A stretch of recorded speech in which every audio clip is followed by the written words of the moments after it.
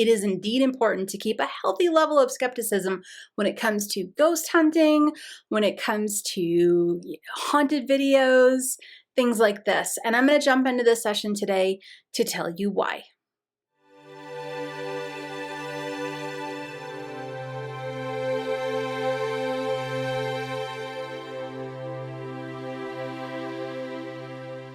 I have been doing spirit work, communication, crossing over work for many years now. I'm going to guesstimate around 17 years at this point, 16, 17, somewhere around there. And I've seen a lot of different things. I will say the majority of what I've seen really presented itself and it was legit. It was very legitimate, but I have come across some things over the years that were not legitimate. And today in this session, I want to talk to you about some ways that you can explore, test some things that are happening to see if they connect with your intuition in addition to what's going on around you when it comes to spirit communication. And I also want to talk about, I'll give you a couple examples of some of the things that I've come across, but I want to talk about having a healthy skepticism when you approach ghost hunting, crossing over work, things like this. It's really important, and I want to talk about why. So let's start out first with, I'll give you a couple of examples of some things that I've come across over the years. Now, I've seen many videos. I have seen many pictures. I've heard many audios, and I have seen pictures and audios and videos that are faked, and I have seen ones that are real. I believe very strongly, and I've seen this happen to individuals, if you believe every single video, every single picture that comes across your table, you're gonna get a little bit lost in your own ability to distinguish between if this is a spiritual experience for you, if you really are interacting with a spirit, or if you are not. So this is where that healthy skepticism comes in, that ability to say, I'm going to take a second to really sit with this and see how I feel.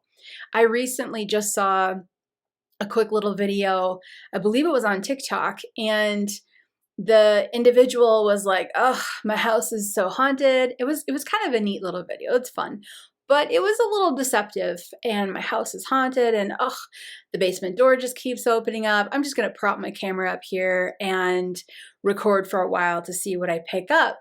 And I love the nonchalant kind of acting in the video of, whatever.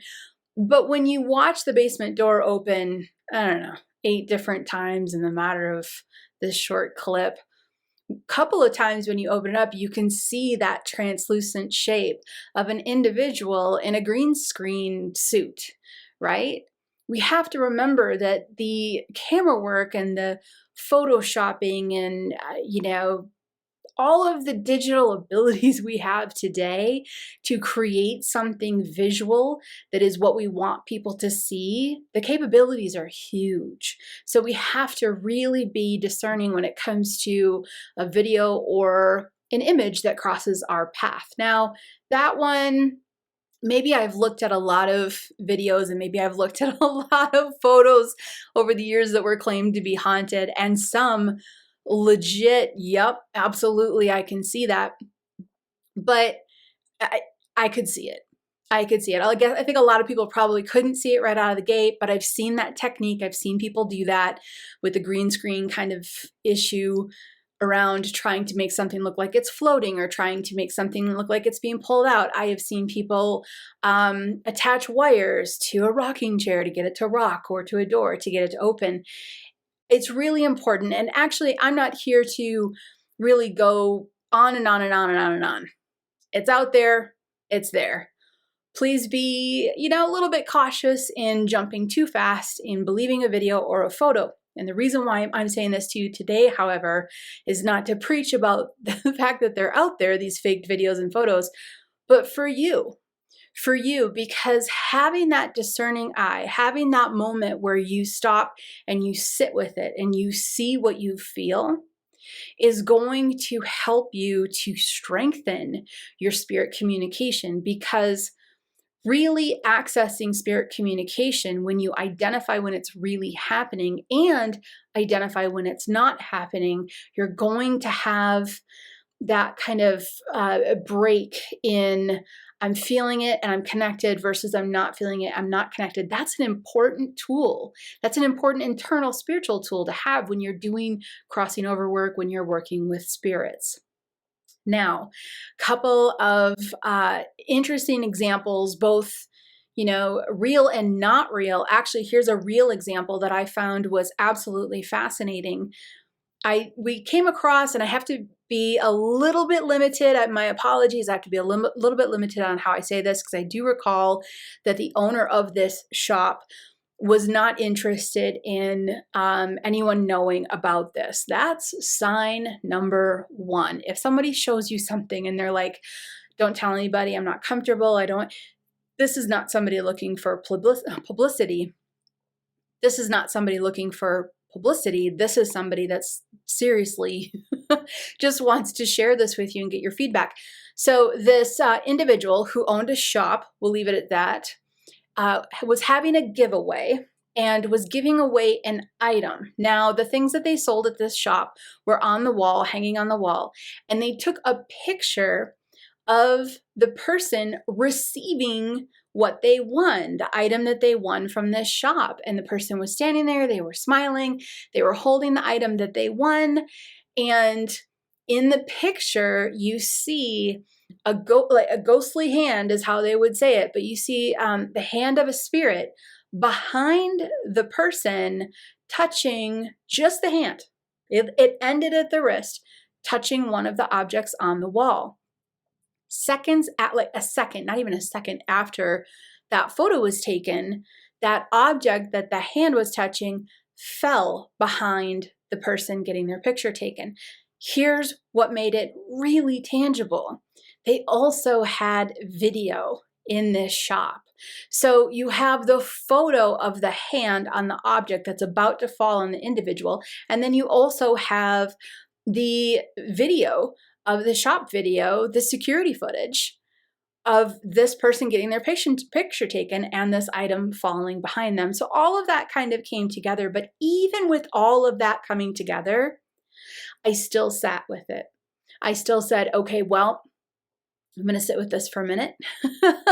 I'm going to see, am I connecting to it? Now, either you're going to connect to it, you're going to get some sort of a confirmational feeling, goosebumps, vibes, a lifting up, something like that, because we're all wired differently, or you're not going to connect with it, or it's not going to be legitimate and somebody's trying to kind of pull one over on you. Now, I'm a fan of, Halloween. I'm a fan of haunted houses. I'm a fan of all of that.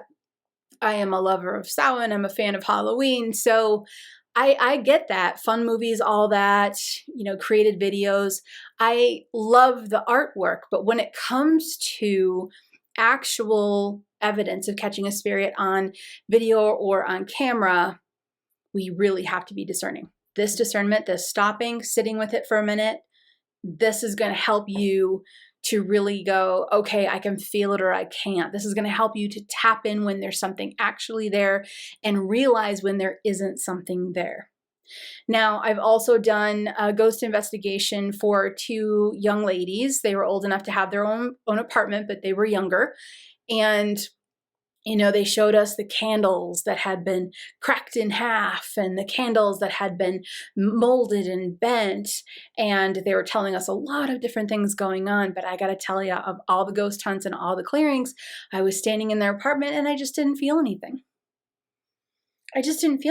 I'm like, I don't feel any spirits around. I'm looking around and, am I the one, say all for if there's a spirit in the property? No. But I didn't feel any.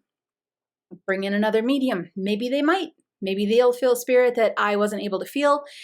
But odds are good, most everyone, if there's a spirit that's stuck in a building, most every living person who is tapping into that feeling with the intent of discovering if there's a spirit in there, you're going to feel it. You're going to feel the vibration. You're going to feel kind of that disruption in the force, you could say.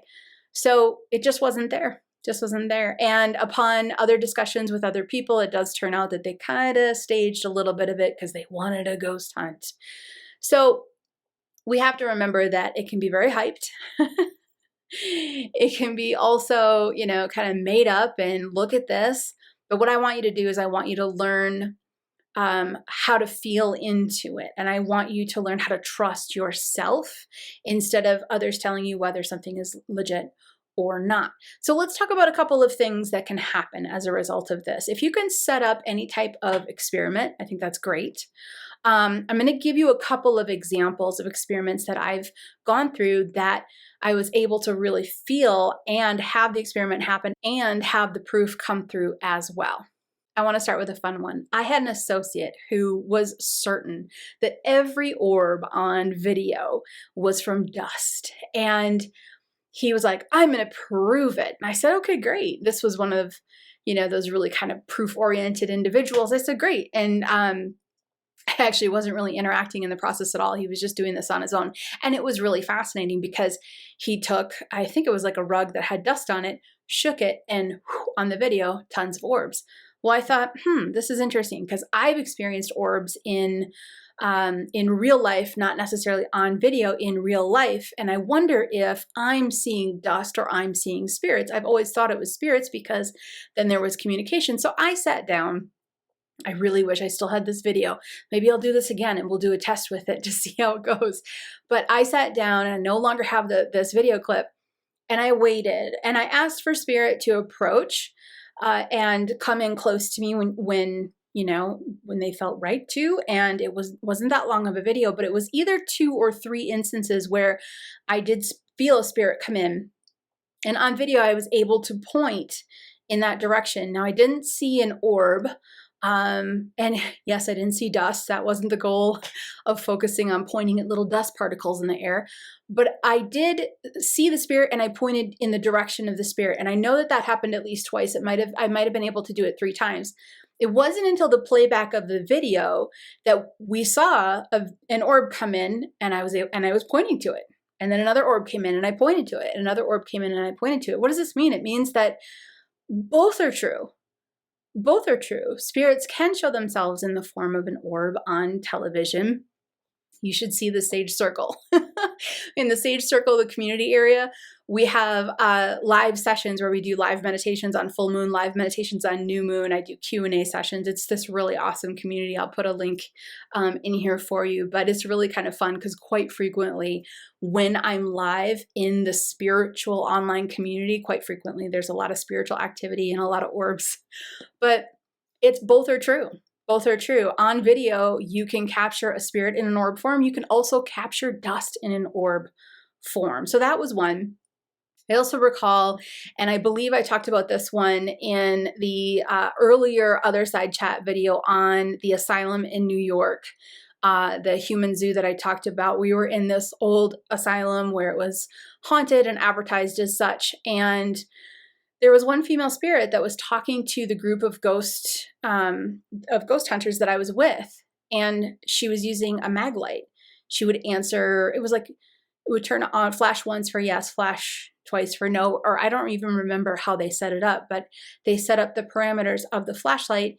They would ask her a question. She, in spirit form, would answer the question and I would hear her answer. And then after hearing the answer, I would watch the mag light go off in response. That was really neat. Now, I can't put that on camera and I can't prove that, but it helped me to really connect even deeper into when my communication is happening strongly. So play around with mag lights. See if you can get some spirit communication going and also see if you can feel that spiritual communication in addition to witnessing it on the mag light. Also, here's one more for you before we go. Set up an audio. Get a little audio recorder, digital. Start to communicate with your guides, your loved ones. Perhaps if there is a haunted situation, as we like to say, a spirit that's stuck, use an audio to communicate. Ask questions. While the audio is recording, forget about the recording audio. Have it recording, but just forget about it and have your spiritual interaction with the spirit. When you do this, you can ask questions and then pause and As a medium, as an intuitive, as a psychic, you can hear or feel or see their responses. Make note of the responses that you experience in the moment. Then, when the entire event is done, later, go back, get yourself a good set of soundproof headphones and listen to the audio recording. See if there's any EVPs, electronic voice phenomenon. See if there's any EVPs in there where it's a back and forth and you can hear a response from them. And see if that response lines up to what you experienced when you were having the communication. For example, we were doing a clearing it was in Portsmouth, New Hampshire, as a matter of fact, and they have me on audio saying out loud, in the evening, we were standing there, we were doing the ghost investigation, and I was asking the spirit questions or having a communication with the spirit. I personally was communicating, and I remember saying to the spirit, "Oh, was that the children that went through?" And I heard the spirit say to me, "No, it wasn't." So then I replied back, "Okay, no, it wasn't the kids. All right, was it something else?" So I assumed that that's what you would have had on audio with me, and you did. But in addition to me on the audio that we were able to play back later, you could hear the spirit replying no to my question. So on the actual audio, you can hear me saying something about, "Oh, it must be the children." Then you can hear the male spirit saying no, and then you hear me saying no, okay, it wasn't the children, and moving on. So sometimes you can catch a conversation with, digital recorder. It's very simple. But what's most important, and these are your experiments. These are your ways of exploring spirit communication, exploring crossing over work, evidence if you're interested in evidence. I don't think there's anything wrong with it, but always take care of the spirits. And it's a way for you to really get stronger in your own communication. So play around with it a little bit. Get a digital audio recorder, get a mag light flashlight, do some orb recording, see if any of these really work for you. Most importantly though, if you're working with a spirit that's stuck and you're having these communications, when you're done talking with that spirit, always cross them over. Why? Because ghosts are people too.